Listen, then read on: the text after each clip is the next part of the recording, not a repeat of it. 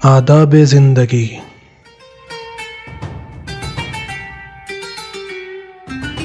آداب خانہ داری، سفر کے احکام، لباس کے آداب اور بھی دیگر آداب جاننے کے لیے دیکھیے تہذیب الاسلام۔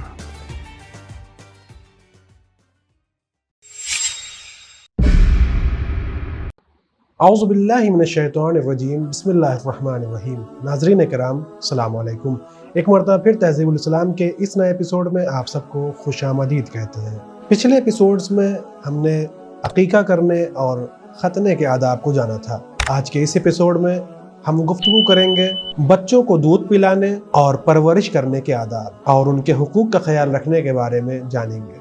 یاد رکھنا چاہیے کہ بچوں کو دودھ پلانے کی مدت زیادہ سے زیادہ 2 برس ہے، اور علماء میں یہ مشہور ہے کہ بلا عذر 2 برس سے زیادہ دودھ پلانا جائز نہیں، سوائے اس صورت کے کہ کوئی مرض ہو یا حالت اضطراری ہو اور 21 مہینے سے کم بھی نہ ہو، سوائے اس کے کہ مجبوری ہو، یعنی دایا بہم نہ پہنچے یا اس کی اجرت دینے پر قدرت نہ ہو، یا ماں دودھ پلاتی ہو اور اس کا دودھ سوکھ گیا ہو، یا اسے مرض لاحق ہو گیا ہو۔ اور بعض علماء کے نزدیک واجب ہے کہ جس وقت سے ماں کی چھاتی میں دودھ اترے وہی اپنے بچے کو پلائے، اور ان کا یہ بھی قول ہے کہ اگر ماں اپنے بچے کو دودھ نہ پلائے گی تو وہ بچہ باقی نہ رہے گا، مگر اگر زندہ رہا تو طاقت نہ آئے گی۔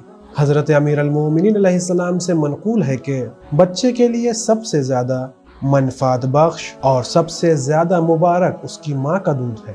دوسری حدیث میں منقول ہے کہ حضرت امام جعفر صادق علیہ السلام نے مادر اسحاق سے فرمایا، اے اسحاق کی ماں، فقط ایک ہی چھاتی سے دودھ نہ پلا بلکہ دونوں چھاتیوں سے دودھ پلا، کیونکہ ایک کھانے کا عوض ہے اور ایک پانی کا۔ یہ بھی فرمایا کہ جو لوگ 21 مہینے سے کم دودھ پلاتے ہیں وہ اپنے بچے پر ظلم کرتے ہیں۔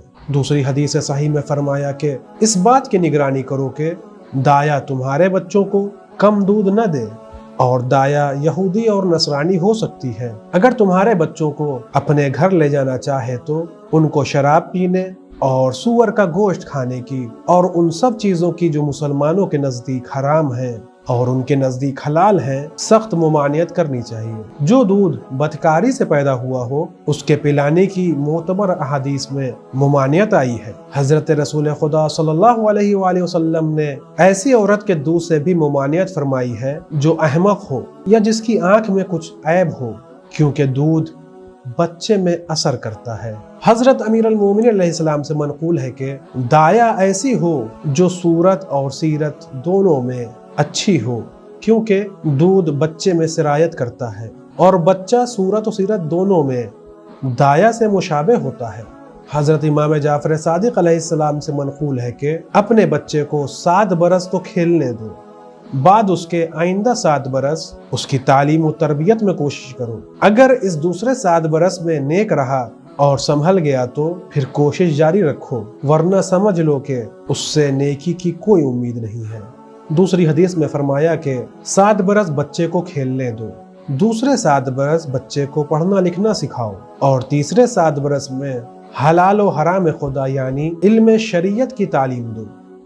حضرت امیر المومنین علیہ السلام سے منقول ہے کہ پہلے 7 برس بچے کے بدن کی پرورش کرنی چاہیے، بعد اس کے دوسرے 7 برس میں آداب اخلاق سکھانے چاہیے، پھر تیسرے 7 برس میں اسے کام سپرد کرنا چاہیے اور ان کے تعمیل کی نگرانی کرنی چاہیے۔ یہ بھی فرمایا کہ 23 برس تک بچے کا قد بڑھتا ہے اور 25 برس تک عقل۔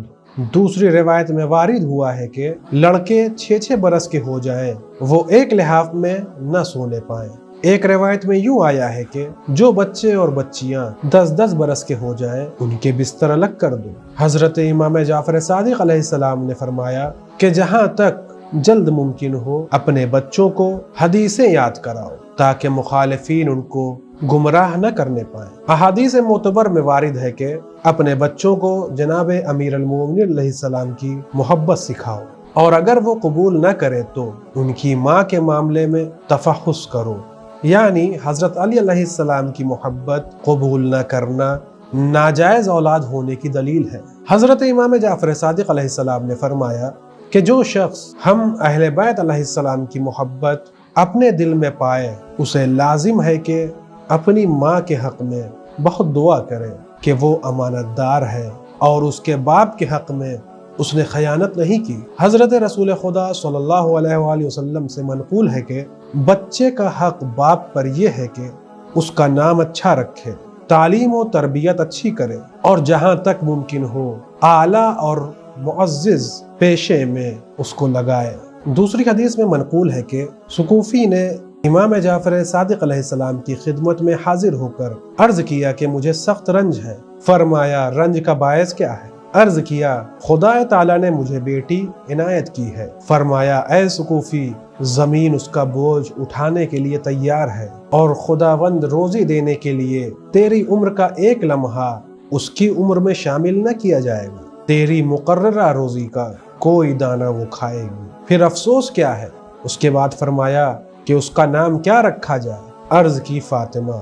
حضرت نے 2 مرتبہ آہ آہ کر کے دست مبارک اپنی پیشانی پر رکھ لیا اور یہ فرمایا کہ جناب رسول خدا صلی اللہ علیہ وآلہ وسلم نے حقوق اولاد کے بارے میں جو ماں باپ کے ذمے ہے یہ ارشاد فرمایا ہے کہ اگر بیٹا ہو تو باپ کا کام ہے کہ وہ خوبصورت اور نیک سیرت دایا اس کے لیے مقرر کرے، اس کا نام اچھا رکھے، قرآن شریف پڑھائے، ختنہ کرائے، تیرنا سکھائے، اور لڑکی ہو تو ان باتوں کی نگرانی ماں کے ذمے ہے کہ دایا اس کے لیے اچھی مقرر کرے، نام اس کا اچھا رکھے، سورہ نور اسے یاد کرائے اور سورہ یوسف اسے نہ پڑھائے، اوپر کا مکان اسے رہنے کے لیے دے اور جہاں تک جلد ممکن ہو اس کے شوہر کے گھر اسے بھیج دے۔ پھر فرمایا کہ جب تو نے اپنی لڑکی کا نام فاطمہ رکھ لیا ہے تو خبردار نہ کبھی اسے گالی دینا، نہ برا بھلا کہنا، نہ مارنا پیٹنا۔ حضرت رسول خدا صلی اللہ علیہ وآلہ وسلم نے فرمایا کہ اپنے بیٹوں کو تیر اندازی اور تیراکی سکھاؤ۔ حضرت امام موسیٰ کاظم علیہ السلام نے فرمایا کہ بچپن کے زمانے میں اگر کوئی بچہ شوخ ہو، کج خلق ہو تو اس سے یہ سمجھ لینا چاہیے کہ وہ بڑا ہو کر دانا اور بردبار ہوگا۔ حضرت رسول خدا صلی اللہ علیہ وآلہ وسلم سے روایت کی گئی ہے کہ بعض ماں باپ کو بھی اولاد کی طرف سے عاق ہو جانے کا گناہ ہوتا ہے، یعنی جس طرح اولاد ماں باپ کی طرف سے عاق ہو سکتی ہے اسی طرح ماں باپ اولاد کی طرف سے عاق ہو سکتے ہیں۔ فرمایا کہ خدا ان بچوں پر رحم کرے جو اپنی اولاد کی نیک کاموں میں مدد کرے اور انہیں نیک بنائے۔ حضرت امام جعفر صادق علیہ السلام سے منقول ہے کہ حضرت رسول خدا صلی اللہ علیہ وآلہ نے ارشاد فرمایا کہ جو شخص اپنی اولاد کی نیکی میں مدد کرتا ہے اس پر خدا کی رحمت ہوتی ہے۔ راوی نے عرض کیا کہ یہ مدد کیوں کر سکتے ہیں؟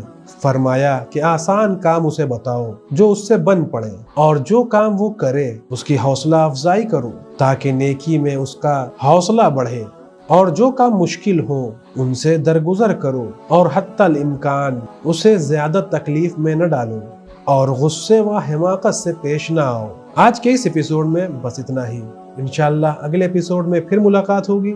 تب تک کے لیے شکریہ، خدا حافظ۔ سدرة المنتهى